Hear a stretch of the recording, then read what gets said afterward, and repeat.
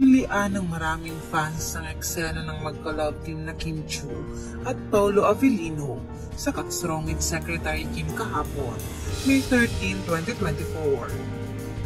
Talaga namang inabangan ng mga fans ng Kim Pao ang magiging eksena kahapon ng What's Wrong with Secretary Kim, lalo na at alam nilang ito ang kissing scene sa loob ng cabinet na isa sa highlight ng nasabing Korean drama. Kaya naman hindi nila pinalagpas na panoorin ang eksenang ito at umani rin ito ng magagandang komento mula sa mga netizens. Makikita kasing hindi nagkakalayo ang naihatid na kilig nila Kim at Paolo at ng mga bida sa naturang Korean drama na sina Park Min-young at Park Soo-joon sa mga manonood dahil parehong may spark ang mga ito.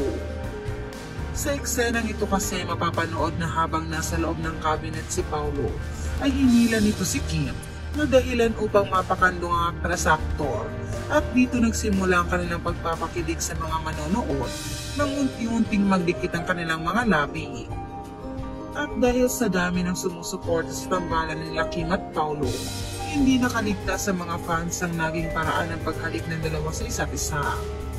Kagad kasing napansin ng mga ito ang paglabas ng dila ni Kim at ang paghigop ni Paolo sa labi ng aktres.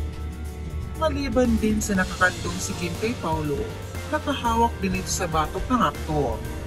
Kaya naman talaga namang labis na kilig at saya ang naramdaman ng mga fans para sa love team na Kim Pao. Narito ang ilan sa magagandang komento ng mga netizens tungkol dito. Hoy, mag-work kayo. Naku, madami nakababad sa kauulit ng cabinet kiss. Kasi fast forward sa view. Ha ha ha. Kalaw ka naman kasi sumanib si Kim at Paolo kay Secretary Kim at BMC. Kaya pa Pao, namumula yung tenga mo, yung kamay sa bato. Kilig match talaga kayo. Pansin ko pare-pareho ang mga sinasabi halos lahat ng Kim Pao fan. Same here also. Ganyan pinagdadaanan ko. Super surreal. We are really connected. Kaya yung love ni Kimi at Paolo transcend to all our hearts and soul. How amazing! Love is in the air.